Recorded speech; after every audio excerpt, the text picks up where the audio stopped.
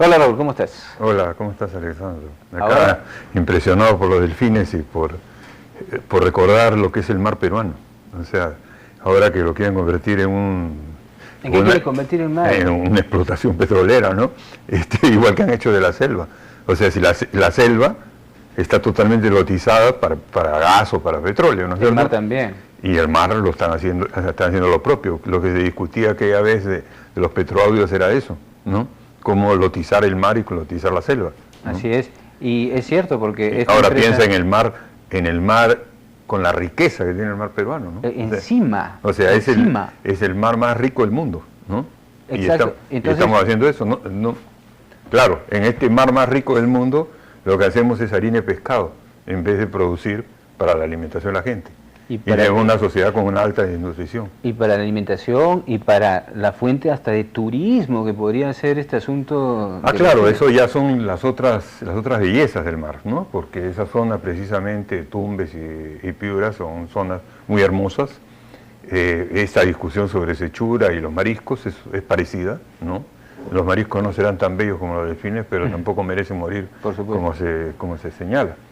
Bueno, el tema que he escogido para hoy es el de... ¿Por qué le temen a Petroperú? ¿Por qué le temen a Petroperú? Claro, y te diré que me impresionó mucho que ni bien Ollantaytamala fuera a Camisea e hiciera el anuncio primero sobre el gasoducto y luego sobre el gasoducto del sur y luego la recuperación del lote 88, apareciera una fila de gente, por ejemplo la dueña de la socia de la señora Castilla, la señora Blume, ¿no? Que tienen Castilla Blume, su consultoría, opinando contra ambas cosas, en tono burlón además, ¿no?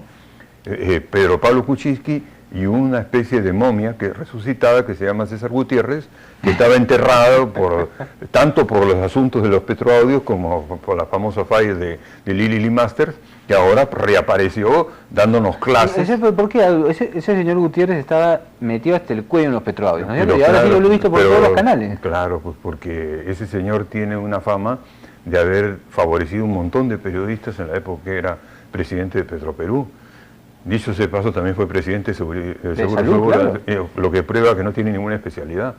La única especialidad que tiene... claro. Verdad, ¿no? Pero mira, ¿cuáles son las críticas? Las críticas van por los siguientes lados. Uno, dicen que el gasoducto no tiene sentido porque no se tienen seguras las reservas.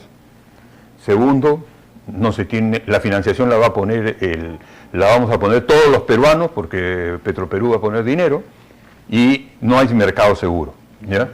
Y luego dicen que lo del lote 88 no hay ninguna recuperación porque ahí estaba, ¿no? Sí, eso es lo que ha dicho Pepe. Claro, ¿no? Entonces, bueno, sobre eso quisiera contestar. Eso de que las reservas no están seguras es el contraargumento de lo que se ha dicho toda la vida, de que sí podíamos exportar porque había recontra reservas y nosotros decíamos, no hay la suficiente reserva, no pueden comprometerse en un proyecto de exportación, pero sí se había que comprometerse en un proyecto. ¿Por qué? Porque sobraban las de reservas en el lote 58, en el lote de más allá, que más allá inventaban, pasaban las... Y ahora no hay. Cuando se trata de darle gas al sur, ahí sí no hay. Primera cuestión. Segunda cuestión, la financiación de Petroperú, que es de todos los peruanos. Mentira. Petroperú no utiliza un centavo de los peruanos. ¿Cómo es eso? Petroperú es una empresa que genera su propia utilidad, ¿no? Como una empresa privada. Igual que una empresa privada, con acciones, con todo, incluso no es que Petroperú vive en nuestro No. No es que si Petroperú va a invertir, el Estado va a hacer un desembolso. Eso no es cierto. Lo que más bien ha ocurrido es que muchos años las utilidades de Petroperú se las ha retenido el Estado y las han puesto para pagarle sueldo a personas como Castilla, ¿no?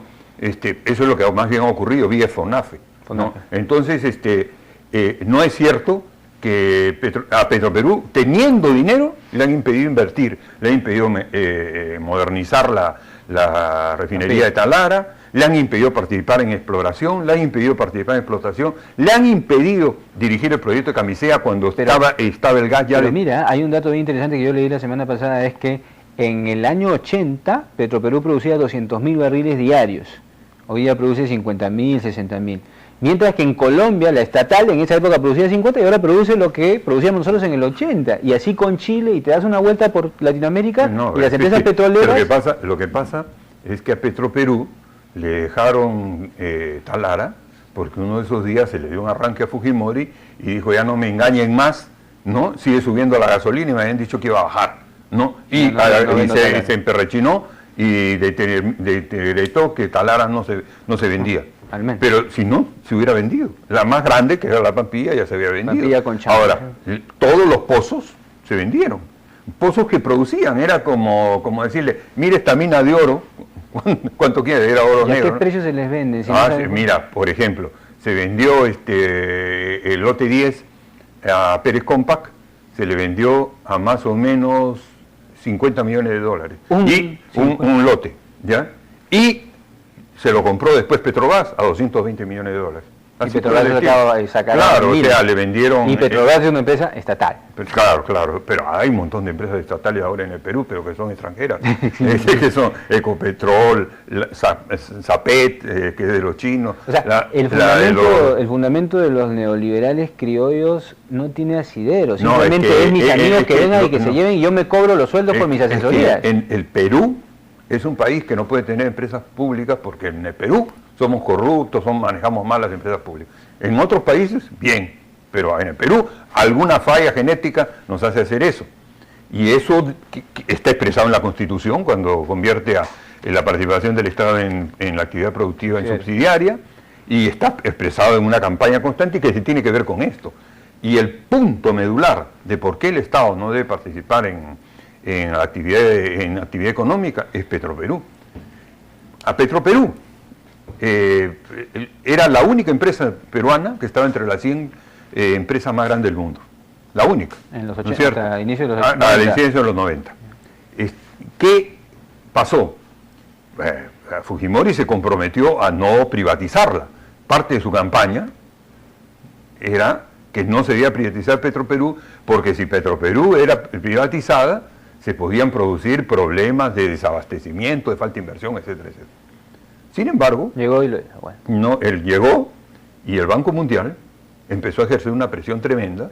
El FMI colocó el tema de la privatización de Petroperú, de Electroperú y de otras cosas en las cartas de intención como compromiso directo. Ese dato que tú has dado no lo quiero pasar. Eso de que el FMI y el Banco Mundial comenzaron a ejercer presión no es una cosa que uno dice del aire, es verdad. O sea, venían los señores del Banco Mundial y el FMI, y yo lo sé, lo del Ministerio de Salud, y se sentaban en la mesa y le decían a los técnicos peruanos, esto es lo que ustedes tienen que hacer. Pero escúchalo, y si no lo hacen, escúchalo a Candesús.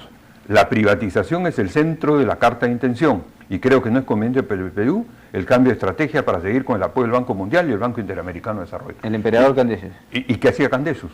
Desembolsó 250 millones de dólares a partir del proceso de privatización. ¿Y con eso qué se pagó?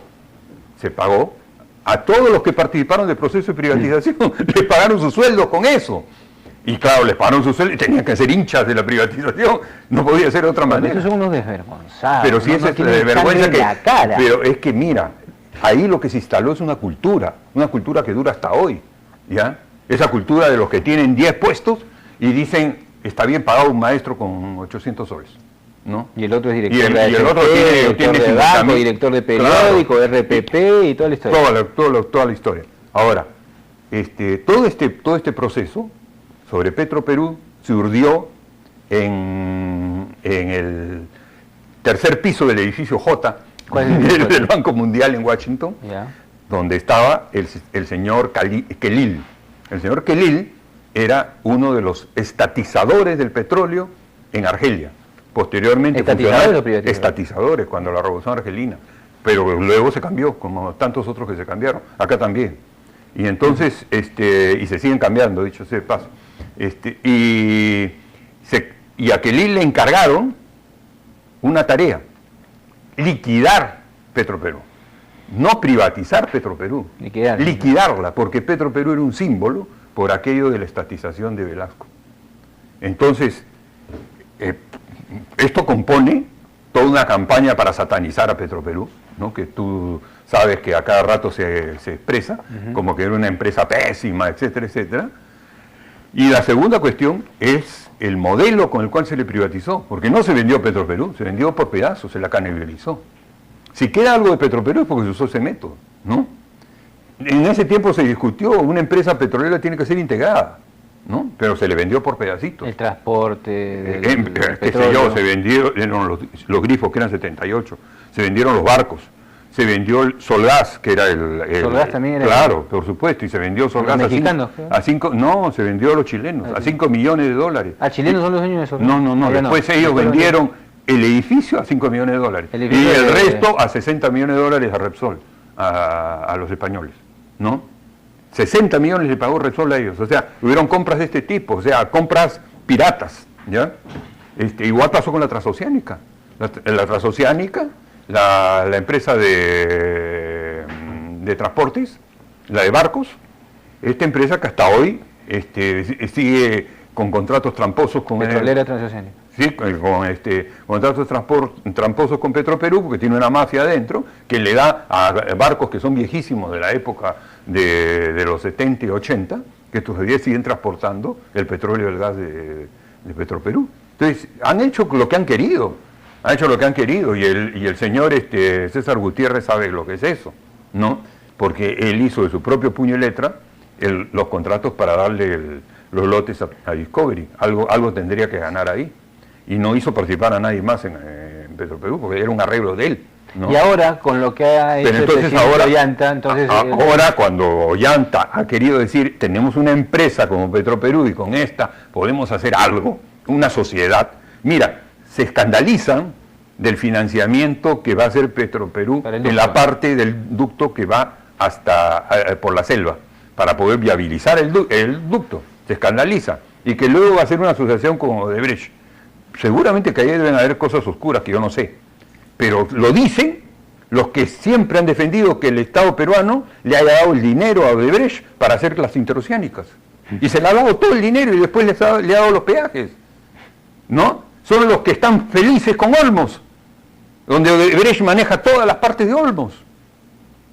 Ahí no se quejan, porque ahí no hay Petroperú, ¿no? Entonces, y mienten, porque dicen que nos va a salir de nuestro bolsillo este asunto. Bueno, y en todo caso podría salir en el peor de los casos, ¿no es cierto? Pero eso es distinto. De nuestro bolsillo sí ha salido la interoceánica, ¿no es cierto? De nuestro bolsillo ha salido el gasoducto que va hasta... Y varias privatizaciones han financiado con plata de nosotros, claro, etcétera. Le han dado porque Plus Petrol no tenía dinero, nos pusieron en las facturas de la electricidad el costo de esto. Ahora dicen que no hay mercado, ¿no? Dicen que no hay mercado. En realidad lo que están diciendo con eso es que no hay posibilidad de cambiar el sur. Si justamente la estrategia del gasoducto y la petroquímica es que se produzca la transformación del sur. Claro. Y si acá en Lima no hemos logrado la masificación aún del gas natural, es porque no había interés, porque el Estado no ha tenido interés, porque ha tenido interés en la exportación, porque nos peleamos con la Shell, porque la Shell quería exportar porque creía que no había mercado. Entonces aprobamos que el lote 88 fuera para el uso interno. Y luego que tenemos el lote 88, no hacemos ningún proceso de masificación. Y luego dicen otra cosa más, que no se ha recuperado el lote 88. ¿Antes qué decían? Que no se podía recuperar. Que había un contrato de por medio. Kuczynski salió a decir que nada, que no se ha recuperado nada. Claro, porque él dice, claro, ese gas estaba ahí, pero él comprometió ese gas para la exportación, y si no se conseguían las reservas de reemplazo, ese gas tenía que servir para exportar. Esa es la verdad de lo que pasó. Y en todo ese andamiaje, por cierto, Petroperú no era nada, ¿no? Entonces el problema de la situación actual es que Petroperú empezaba a hacer algo. Entonces el Estado peruano tiene una palanca con la cual negociar, con la cual balancear las cosas. ¿Qué es lo que no quieren los negociadores? Que además ha venido con una cosa a continuación. Los lotes que están a punto de vencerse y no se han empezado, esos lotes van a volver al Estado, y los operadores que tienen esos lotes van a trabajar en el futuro asociados con Petroperú, o se retiran.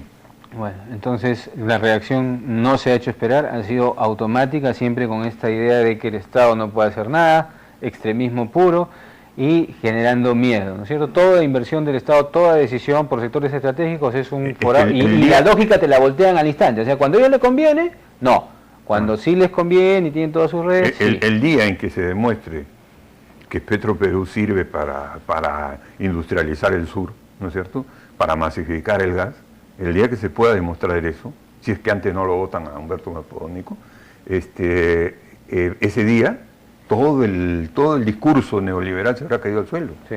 Como ya se ha caído en muchas otras cosas, ¿no? Sí, pero acá se habrá caído en uno de sus puntos medulares. Así es, Raúl. Bueno, creo que queda muy claro este asunto de Petroperú. Me hacen llegar una nota que señala que 2 medios de comunicación han transmitido imágenes de una anciana suicidando. ¿De qué caso es? ¿De qué país? ¿En Perú? ¿Acá? El 4 y el 5 han transmitido. ¿Y la señora es peruana? ¿Dónde se ha suicidado la señora? No sabemos. Bueno, vamos a indagarlo. Se han transmitido imágenes de una persona suicidándose, una anciana. Estamos como en Grecia. Y estamos como Grecia, ¿no es cierto?, donde la gente se inmola. ¿Por qué se habrá suicidado? No lo sé. Mañana lo vamos a comentar, a ver de qué se trata. Y antes de retirarnos, agradecer el envío de Dedo Medio. Aquí ustedes tienen la última edición bizarra, Fujimori preso. Ahí lo ven con su torta de los 20 años de celebración. Vamos a darle la revisión correspondiente a Dedo Medio. Y yo quiero mostrar este libro que lo he comprado, Mario Vargas Llosa, La civilización del espectáculo. Acá habla mucho sobre televisión, cultura, etcétera. Lo vamos a estar leyendo. Imágenes